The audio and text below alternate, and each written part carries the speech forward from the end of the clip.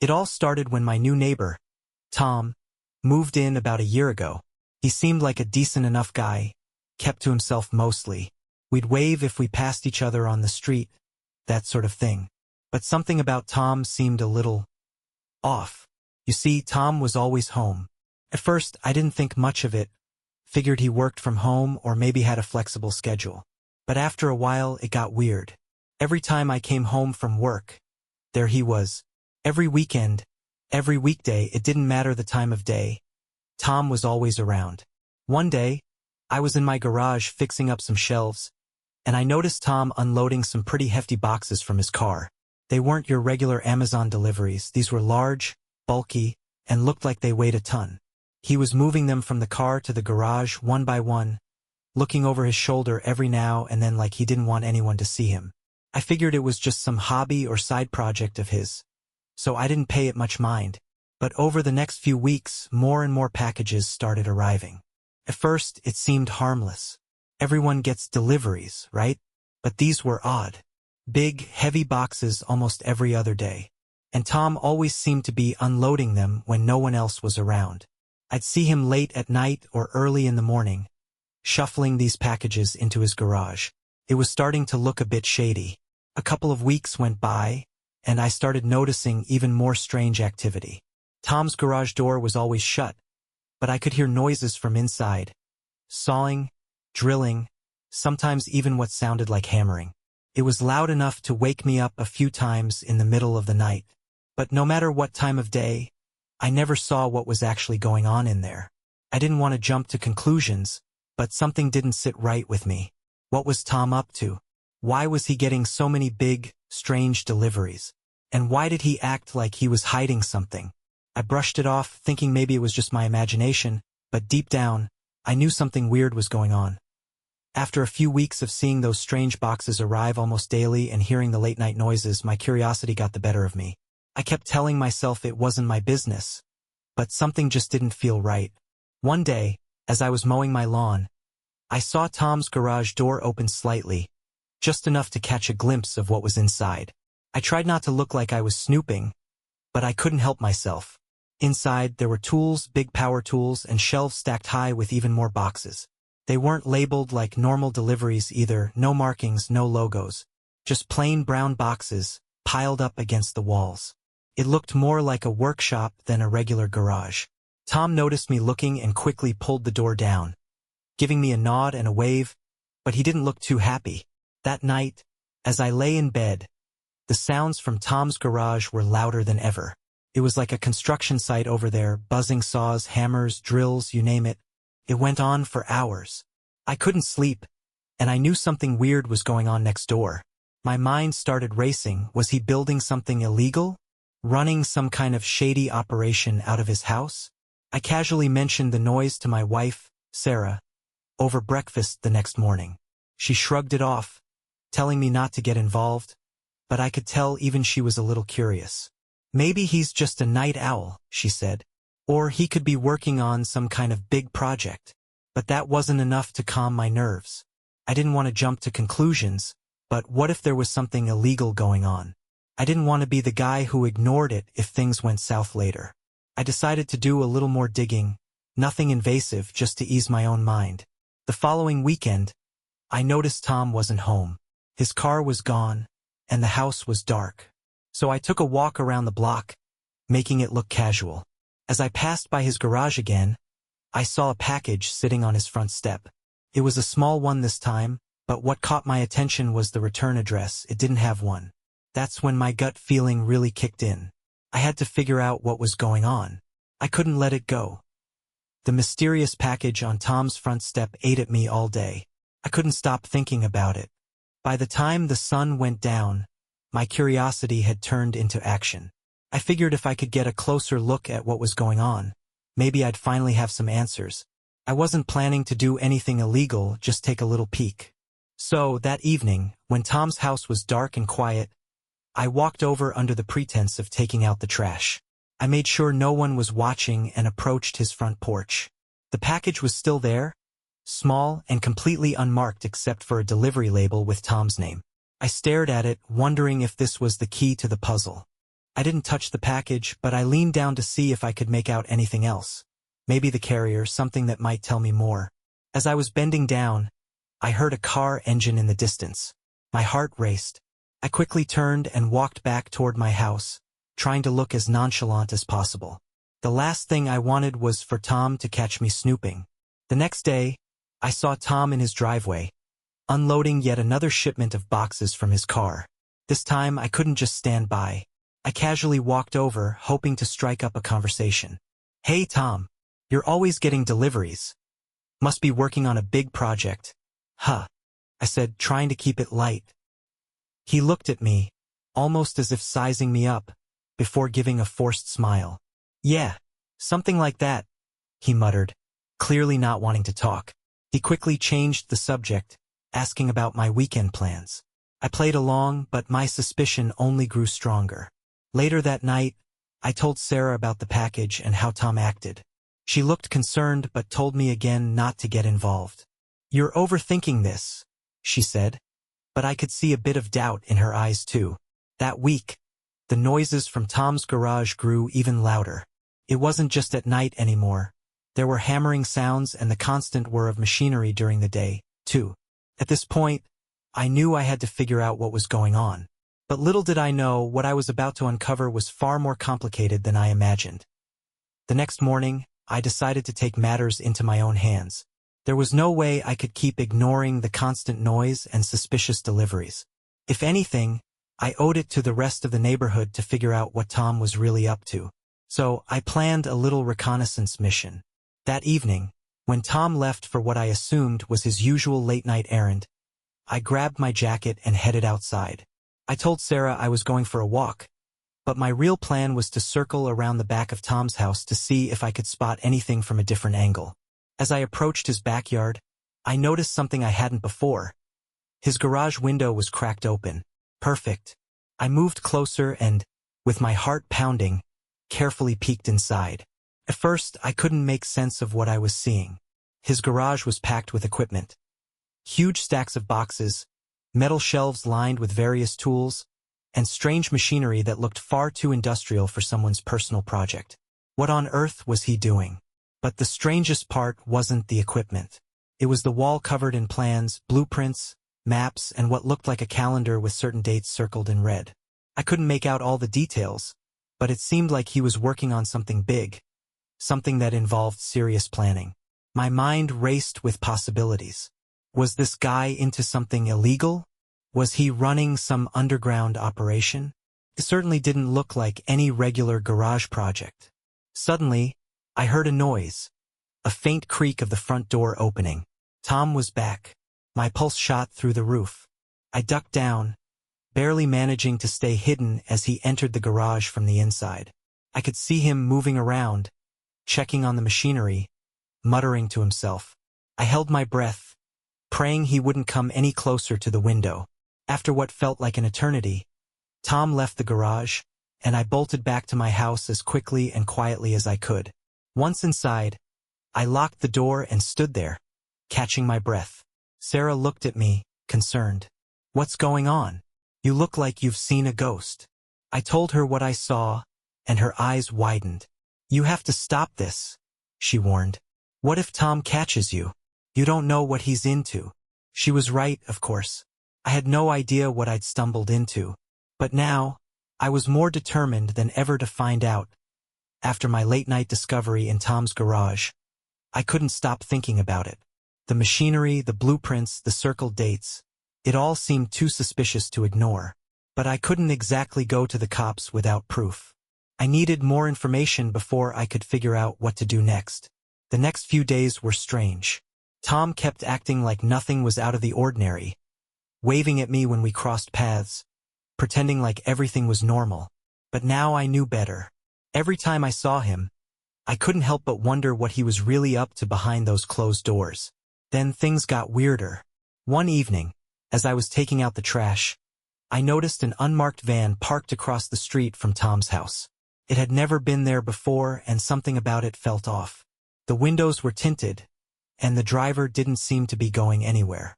I decided to hang back and watch from a distance, hoping to figure out if it was connected to Tom.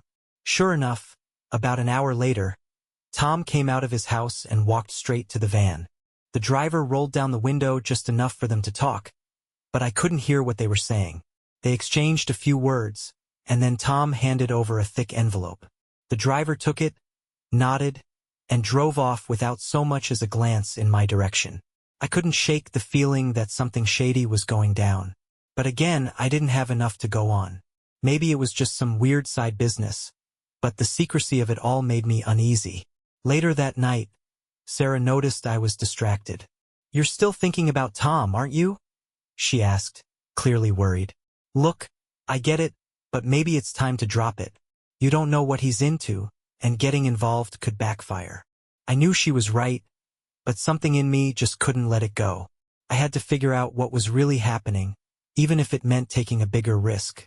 A few days later, things escalated. I came home from work one evening and found a note stuck to my front door. It wasn't signed, but it was clear who it was from. "Mind your own business." The message sent chills down my spine. Was it Tom? Did he know I was snooping around? It seemed like too much of a coincidence to ignore. My heart raced as I scanned the street, but there was no one in sight. Now, it wasn't just curiosity anymore. This had become personal. If Tom thought he could intimidate me into staying quiet, he was dead wrong. I decided then and there that I was going to get to the bottom of this, no matter what. The note rattled me, but instead of backing off, it only fueled my determination. I wasn't about to be scared off by some vague threat. I figured if Tom was this desperate to keep me quiet, it meant I was getting close to something big. That night, I couldn't sleep. My mind was racing with possibilities. Who was the guy in the van? What was in the envelope? And why the secrecy? I had to tread carefully, though. If Tom really was dangerous, I couldn't afford to slip up. The next morning, I went about my routine like everything was normal. I didn't want Tom to know I was onto him. I kept my distance and avoided any unnecessary run-ins.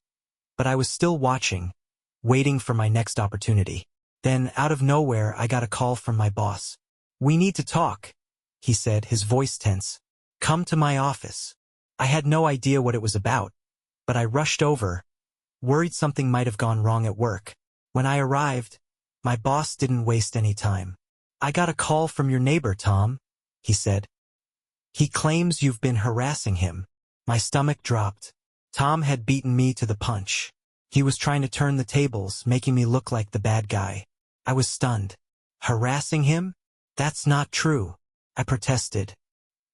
"He's the one acting suspicious." My boss raised an eyebrow. "Look, I don't know what's going on between you two, but I can't have drama spilling into work. Just keep your distance, okay?" I left the office feeling blindsided. Tom was clearly more calculating than I'd realized. He knew exactly how to play the game.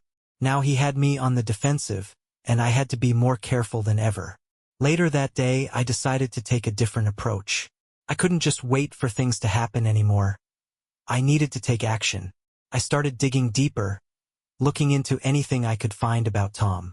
I searched online, asked around the neighborhood, and even went down to City Hall to see if there were any records of complaints or legal issues tied to him. It wasn't easy, but eventually, I found something. Buried in old zoning documents, I came across a permit for a business venture registered to Tom.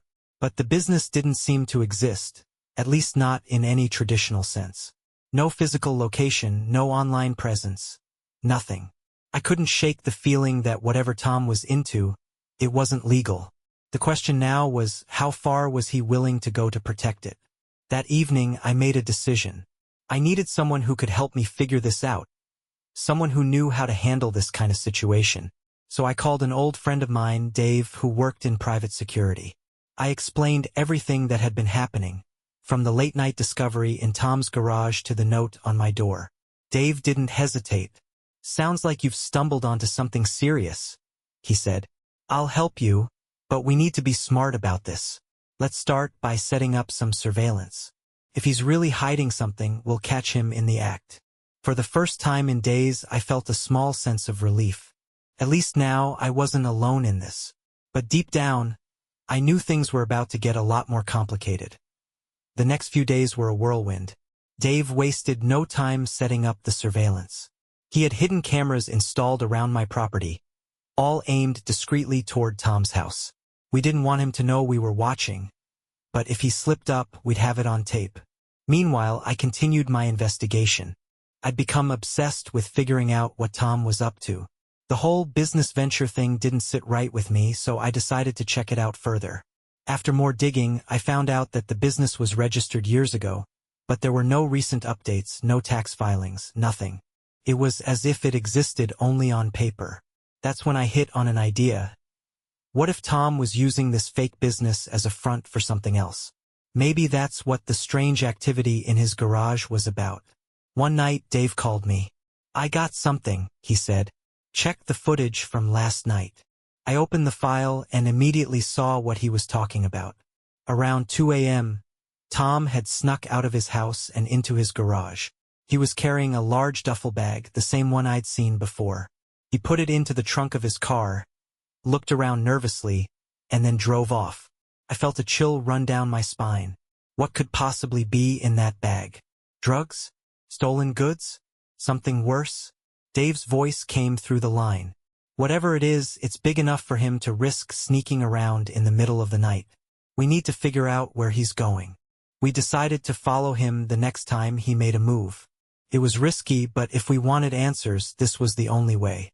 I couldn't help but feel like I was getting in way over my head. But there was no turning back now. The next night, Tom's routine was the same. Around 2 a.m., he slipped out of the house, duffel bag in hand, and loaded it into his car.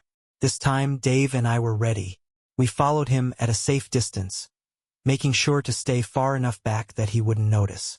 He drove for about 20 minutes, heading out of the suburbs and into an industrial part of town. We watched as he pulled into a warehouse parking lot. There were no signs, no lights, just a nondescript building in the middle of nowhere. Tom got out, grabbed the bag, and disappeared inside. "What the hell is this place?" I whispered to Dave. "No idea, but I don't like it," he muttered. "We need to be careful." We waited for about an hour, but Tom didn't come back out. Eventually, we had to head back home. As we drove, my mind raced with possibilities. Whatever Tom was involved in, it was bigger than just some neighborhood dispute. That night, I barely slept. I kept running through different scenarios in my head, trying to make sense of everything. What was he hiding in that warehouse? And how much trouble had I just gotten myself into? The next morning, things got even stranger. As I stepped outside to get the mail, I noticed something unusual.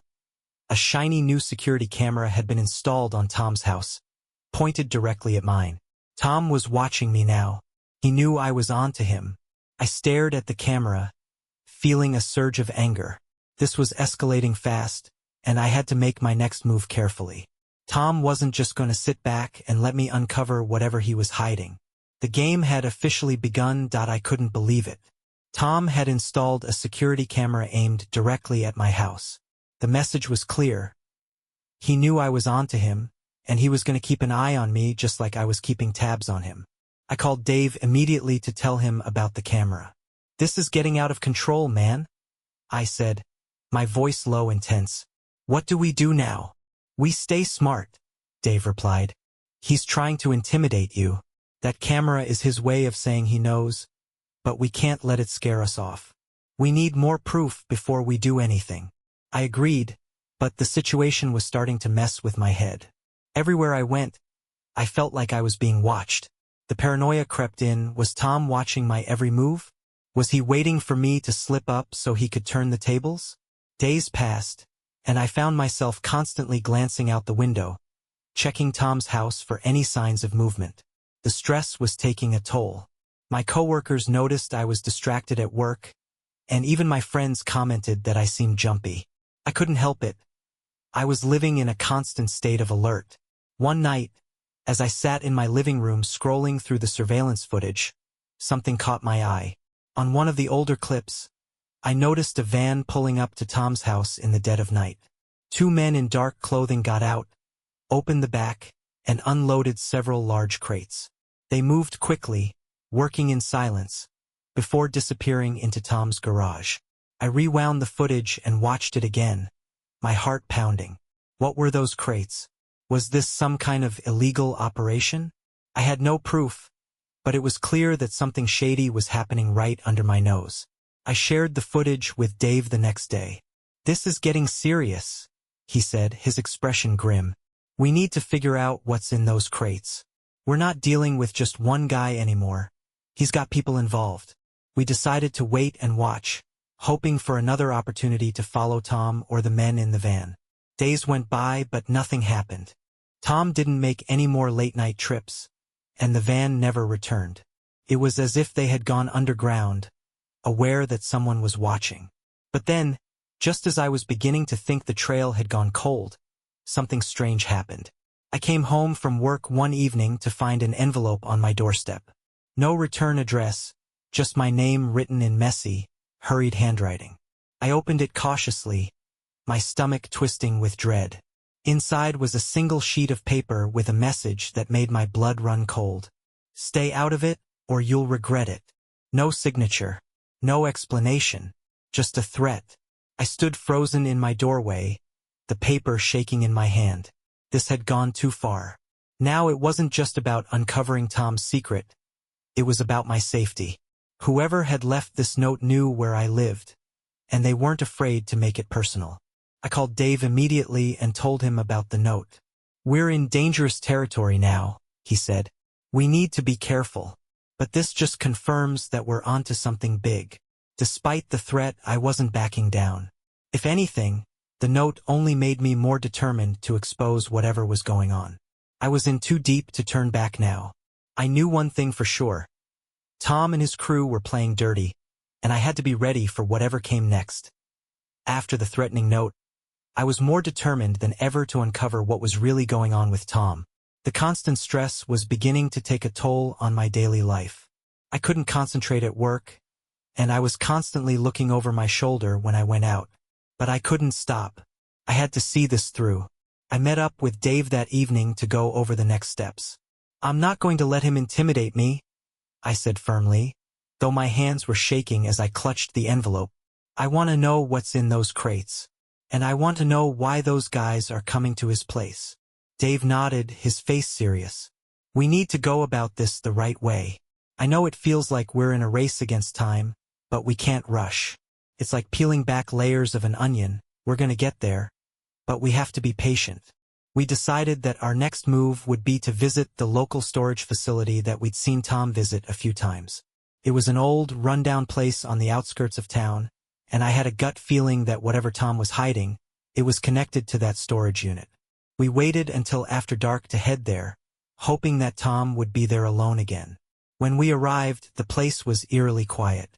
The storage units were spread out along a long, empty road, and the only light came from a flickering street lamp at the entrance.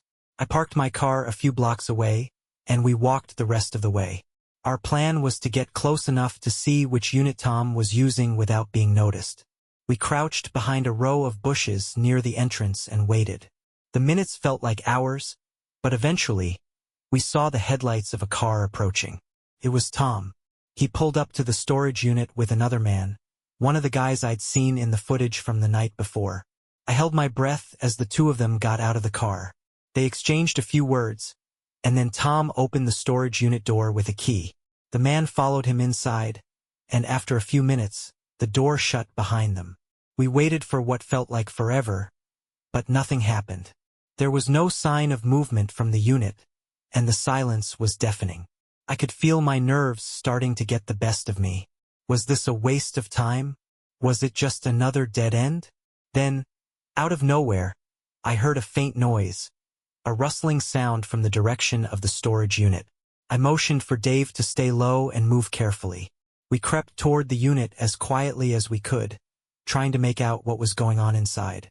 Through a small crack in the door, I could see them.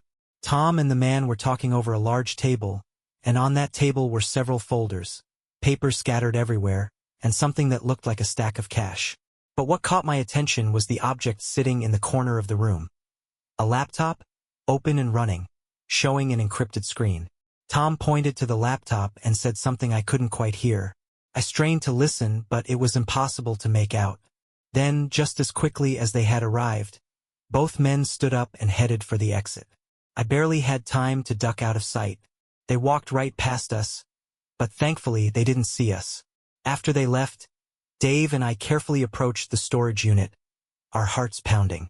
We got a better look inside, but all we could see was a table full of documents. Nothing else seemed out of place. The laptop had been shut, and the room appeared empty. We quickly made our way back to the car, and I couldn't help but feel a mix of frustration and relief. We had gotten closer to the truth, but there were still more questions than answers. What was Tom involved in? What were those papers for? And what was he trying to hide? I didn't have all the answers yet, but I was certain of one thing. I wasn't going to stop until I figured out the whole story. Tom's life wasn't as perfect as it seemed, and I was determined to expose it. The next few days were a blur. I couldn't stop thinking about what we'd seen at that storage unit. The laptop, the folders, the stack of cash. It all pointed to something far bigger than I had imagined. Tom wasn't just a run-of-the-mill troublemaker.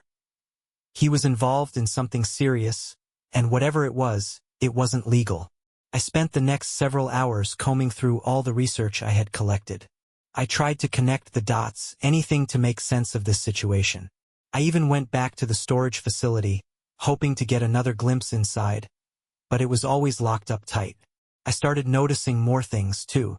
Tom's behavior at the grocery store, his late-night car trips, his tense conversations with people I didn't recognize. They all seemed to add up to something dark and dangerous. But something was bugging me. There was one piece of the puzzle I hadn't accounted for yet. The note. I couldn't shake the thought that someone had planted that note on my doorstep for a reason. It wasn't just a random threat, it felt targeted. Whoever wrote it knew exactly what they were doing. They weren't just warning me, they were pushing me in a specific direction. What if this wasn't about Tom at all? What if this was about me? I couldn't ignore the possibility any longer. What if someone was setting me up? If that note was a distraction, maybe it was meant to take my focus off something bigger happening right under my nose. With that thought in mind, I started digging deeper into my own life, questioning whether I had unknowingly crossed someone else who wanted me out of the picture. Was there someone else behind Tom's shady dealings? Or was Tom being used as a pawn? Couldn't let the thought go. If someone was pulling strings behind the scenes, I needed to know who it was, and why they had chosen me as their target. The next morning, I decided to pay a visit to the local police. I knew the risk of involving them, but I couldn't keep going at it alone. There was too much at stake. I met with Officer Harris, the same one who had handled the case involving Tom's car accident a few months ago. I explained everything, the threats, the mysterious behavior, the storage unit, and told him I was feeling like I was being dragged into something far beyond what I had initially suspected. He listened closely, but I could tell he was skeptical. "We can't just act on rumors and suspicions, Mr. Thompson," he said. "Unless you've got concrete evidence of criminal activity, we can't get involved." I understood his stance, but I was desperate. "I have evidence," I insisted. "I have a video of Tom with some shady individuals in a storage unit. I've seen cash, documents, and a laptop with encrypted files. This is way more than just a guy trying to stir up trouble." Officer Harris's eyes narrowed as he took in the details. "A video, you say? And you're sure about all this?" "I'm positive," I said. "I can show you. But you've got to promise me you'll investigate." After a tense pause, Harris finally agreed. He took the video and promised to look into it. I wasn't expecting immediate results, but at least I had done my part to get the ball rolling. Over the next few days, I heard nothing from Officer Harris, which I took as a bad sign. I knew how the system worked, bureaucracy at its finest. But then, a surprising call came in late one afternoon. It was Harris. "We've got something," he said, his tone suddenly serious. "I need you to meet me at the station. We've tracked some of Tom's financial activities, and it looks like he's involved in a money laundering operation. You were right to bring this to our attention. And there's more, we've got a warrant for his arrest." My heart raced. I had suspected something big was going on, but hearing that the cops were on the case made it real. Tom was in deep, and now the police were taking action. But what did this mean for me? And more importantly, what would Tom do now that he knew I was the one who tipped off the authorities? I wasn't sure if this was the end of the nightmare or just the beginning. But one thing was clear. My life was about to change, and I had no idea what would come next. The next few hours felt like an eternity. Officer Harris had promised to keep me updated, but all I could do was wait. I kept replaying everything in my head. How I got involved in this whole mess, the strange behavior of my neighbor Tom, and now, the fact that the police were moving in on him. I never expected my life to be turned upside down by something like this. I didn't have to wait long before my phone buzzed. It was a text from Officer Harris. "We've arrested Tom. We're starting to piece everything together. It's worse than we thought. We'll need you to come in for questioning." I felt a knot tighten in my stomach. I knew this wasn't going to be easy, but what choice did I have? If Tom was really involved in some kind of money laundering scheme, I could be the key to solving it all. I grabbed my coat and headed to the station. When I arrived, I was escorted to a small interrogation room. It was a little unsettling, but I kept telling myself that I was just a witness in all this.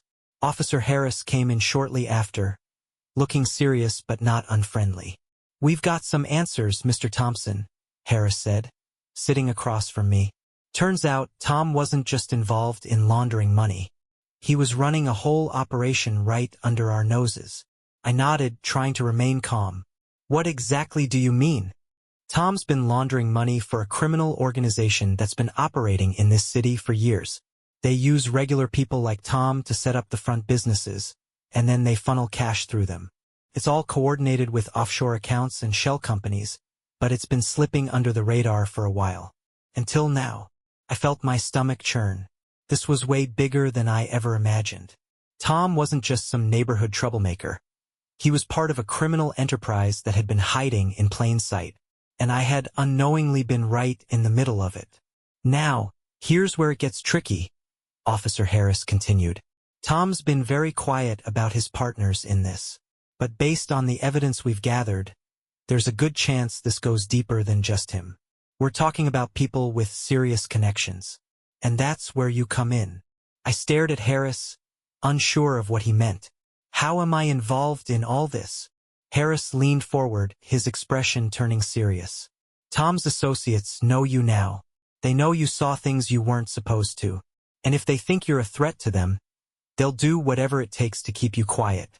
I felt a cold shiver run down my spine. The gravity of the situation was starting to sink in. Not only had I inadvertently exposed Tom's operation, but now I was at risk of becoming a target. Harris could see the concern in my eyes. "Look, Mr. Thompson, we're doing everything we can to protect you, but we need you to stay in contact with us. If anything unusual happens, you need to report it immediately." I nodded. My mind was racing. Was I in danger? And who else might be involved in this web of criminal activity? Just as I was about to ask more questions, my phone rang.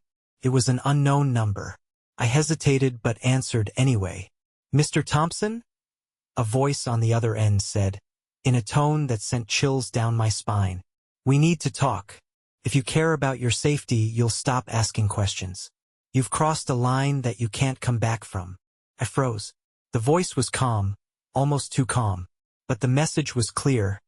I was in over my head. The call ended abruptly, leaving me staring at my phone in disbelief. My heart raced as I looked up at Officer Harris, who had clearly overheard the conversation. "We're going to need to take this more seriously," Harris said. "We'll increase security around you, but I have to be honest, this could get messy." I didn't know what to say. My mind was spinning. I never asked for any of this, but now it was clear there was no turning back. I walked out of the station with a heavy heart, knowing that I was about to get caught in the middle of something much bigger than me. The next few days would be critical. I wasn't just a bystander anymore. I was part of this nightmare, and there was no telling how far the people behind this operation would go to protect their secrets. And I had no idea how to get out of it. The next morning, I woke up to an unfamiliar sound.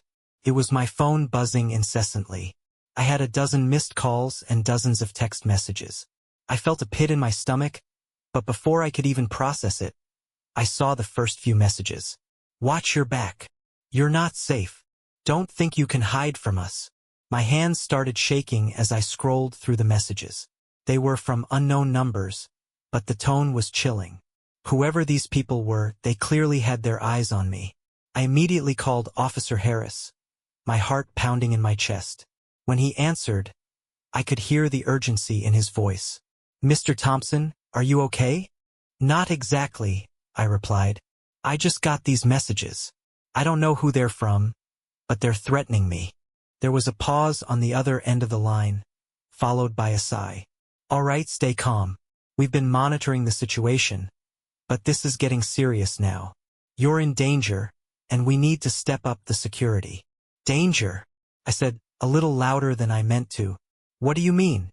"They've been calling me, and now they know everything about me. They know where I live." "I know, Mr. Thompson. I understand. These people aren't messing around," Harris said, his voice getting sharper. "We're moving you to a safe house.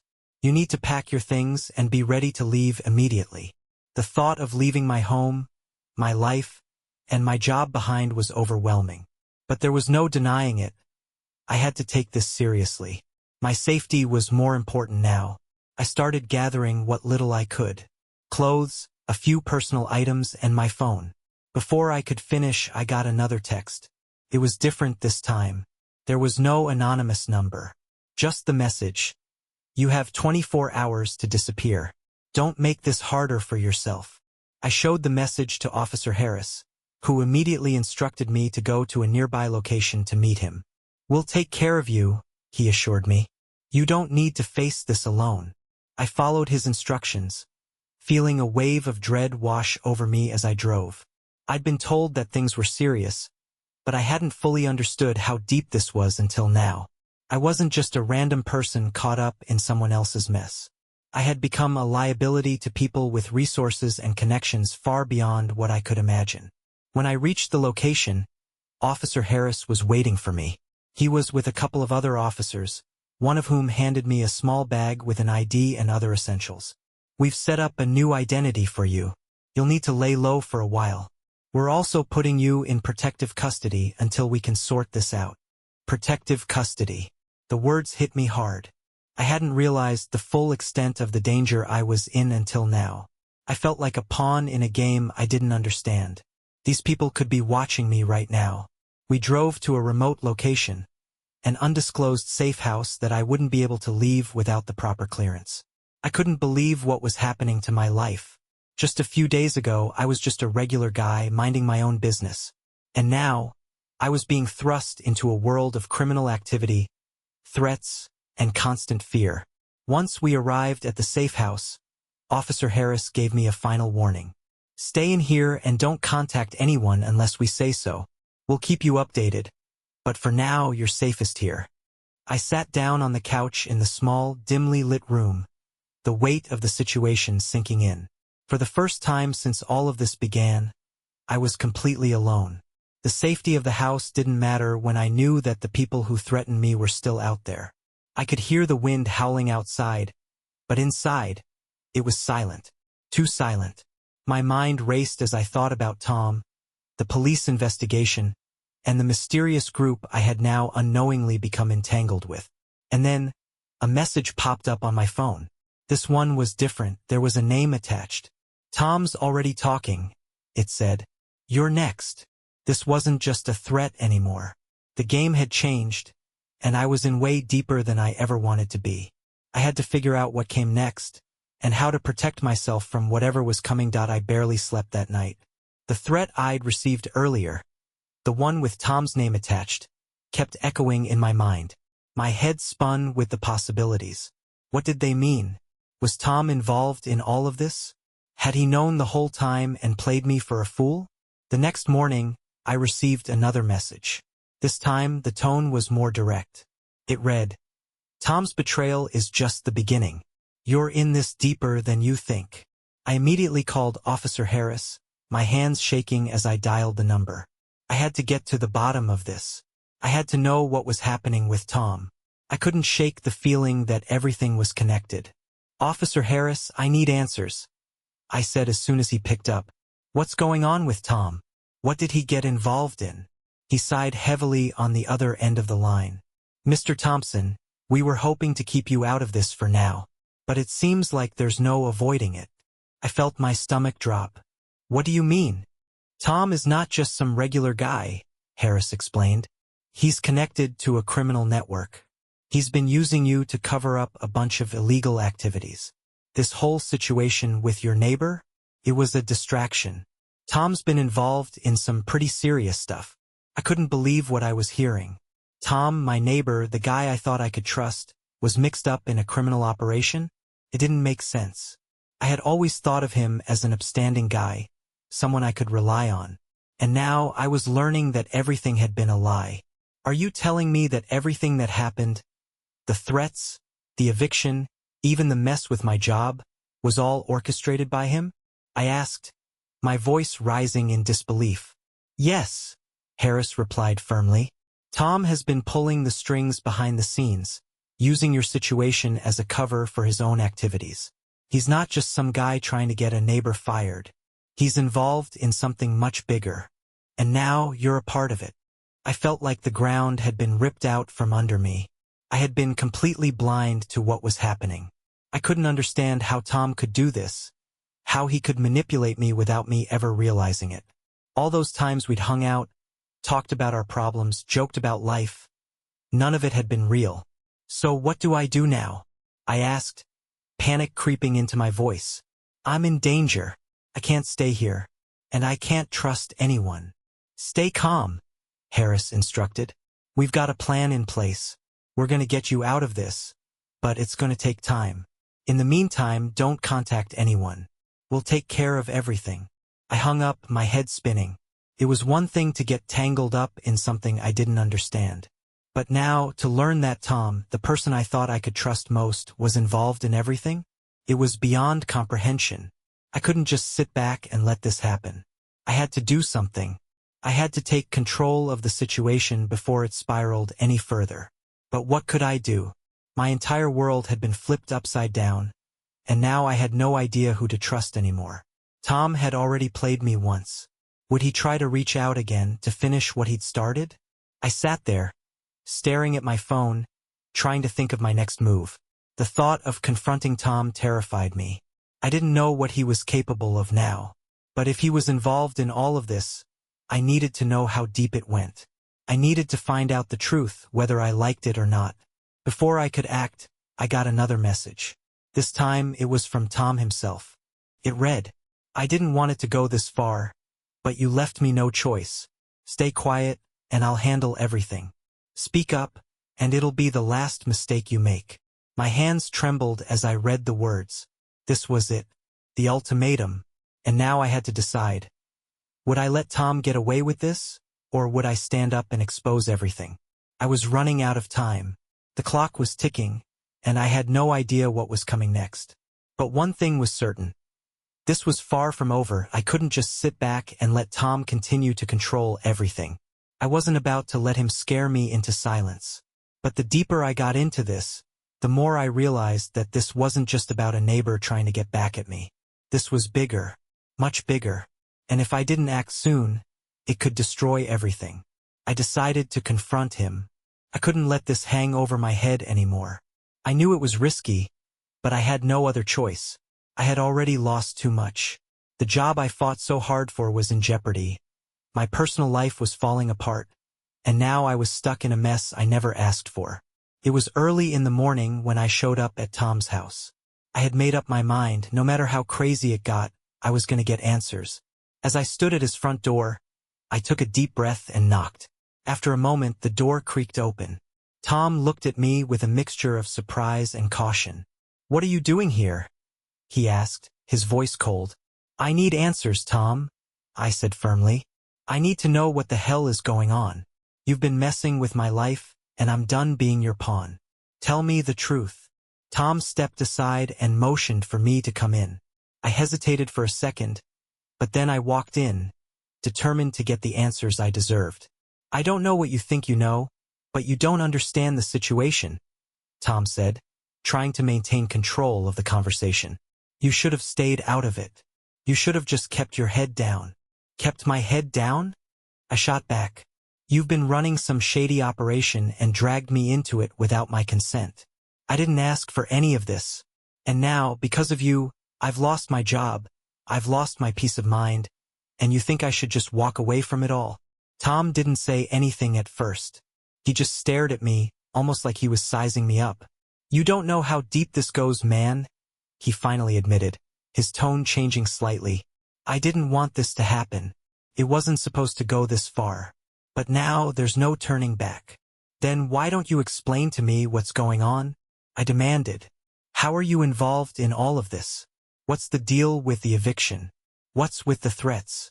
Tom sighed, running a hand through his hair. It's not something I'm proud of, but I got myself into something I couldn't get out of. A few months ago, I was approached by some people. They offered me a deal, a way to make some quick money. I thought it was harmless. It wasn't. Quick money? You're in bed with criminals, aren't you? I accused. That's why you tried to get me fired, isn't it? You needed me out of the way to cover up your mess. Tom didn't deny it. Yeah, that's part of it. But it wasn't just about you, okay? There are bigger things going on. Things I'm too deep in to get out of. The eviction? That was just the beginning. It was about getting you to stop asking questions and distracting you from the real issue. I was starting to understand the twisted web I'd been caught in. But I still needed to know how to get out of it. So what happens now, Tom? Do I just walk away from this? Do I forget everything you've done to me? Tom's face hardened. No, it's too late for that now. You've already gotten too involved, and you're not going anywhere. I told you, you don't know how deep this goes. If you try to go public with this, it won't end well for you. For either of us. I stared at him, finally realizing that I wasn't just dealing with a neighbor who'd made a bad decision. This was bigger than I thought. Tom was in a dangerous game and I was a pawn in it. But I wasn't going to let him control me any longer. I'm not scared of you, Tom, I said, my voice steady. I'll go to the authorities if I have to. You've already ruined my life enough. But I'm not going to let you do it to anyone else. Tom's eyes narrowed, but I could see the fear in them. He knew I was serious now. The time for manipulation was over. I had finally taken control of my own fate. I don't want to hurt you, Tom said, almost pleading. I never meant for any of this to happen. But it's too late to fix things now. You should have stayed out of it. It's too late for you, Tom, I replied. You made your choices. Now I'm making mine. I turned and walked out of his house, knowing that this confrontation wasn't the end. It was just the beginning of a much bigger battle. But I wasn't backing down this time. I was going to expose everything. No more games. After leaving Tom's house, I thought I was done with the whole ordeal. But life had other plans. As I was driving home, I got a call. It was from the local police. My stomach sank. I didn't know what to expect, but I never thought it would come to this. Is this your name? The officer asked. Yeah, this is me. What's going on? I replied, my heart racing. We need you to come down to the station. We have some questions about a possible criminal activity involving your neighbor. Tom, the officer said, his tone professional but serious. I pulled over immediately. I had known Tom had his hands in some shady dealings, but I didn't realize it was this bad. He had made threats before, and I assumed they were just empty words. But clearly there was more going on. I drove straight to the station, my mind racing with questions. What had Tom been hiding? What kind of trouble was I now involved in? When I got there, they took me into an interrogation room. After a few moments, the officer came in and sat down across from me. We've been investigating Tom for a while now. He's been involved in a fraudulent property scam, evicting tenants illegally, making false claims to insurance companies, and using his connections to cover up his tracks. We believe you've been inadvertently caught up in it. I was stunned. I had always suspected that something wasn't right, but this was beyond anything I imagined. The eviction attempt against you was part of a larger scheme, the officer continued. Tom tried to force you out because he knew you were asking too many questions. He was trying to protect himself. When you got involved with his personal issues, you got on his radar. You're one of the few who were close enough to expose the truth. I was furious. All of this could have been avoided if Tom had just played things straight. But instead, he dragged me into his mess, and now it seemed like I was the one who had to clean it up. Is he going to get arrested? I asked, suddenly feeling more in control. This was my chance to end this madness once and for all. We have enough evidence to arrest him, the officer said. But we still need your help. We need you to testify and provide everything you know about the situation. I wasn't sure what to do. Part of me wanted to walk away from it all, but the bigger part of me knew this wasn't just about Tom. It was about justice. It was about protecting the people who'd been hurt by him, people who might still be under his control. I'll help, I said without hesitation. I'll do whatever it takes to make sure he doesn't hurt anyone else. The officer smiled, clearly relieved. Thank you. Your testimony will be crucial in bringing him down. The next few days were a whirlwind. I gave my statement, worked with the police to piece together everything I knew, and even helped them track down additional evidence. Felt like I was finally taking control of my life again. No more hiding. No more letting Tom pull the strings. A week later, Tom was arrested. His entire operation crumbled. The fraud charges, the evictions, the scams, it all came to light, and the damage he'd caused was impossible to ignore. Tom was facing serious time, and I felt a mix of satisfaction and relief. But even though he was behind bars, my life wasn't magically fixed. I still had to rebuild my reputation, find a new place to live, and fix the damage Tom had caused. In the end, I didn't just get revenge on Tom. I helped expose a criminal operation. I helped bring him down. And now I'm able to move on with my life, knowing I did the right thing. If I hadn't stood up for myself, if I hadn't followed through, Tom would have continued his scam, and maybe someone else would have been the next target. So, while it was a painful journey, it was one I'm glad I took. And now, as I sit here writing this, I realize something. Sometimes, standing up for yourself can turn a nightmare into a triumph. You just have to be willing to fight for what's right, no matter the cost.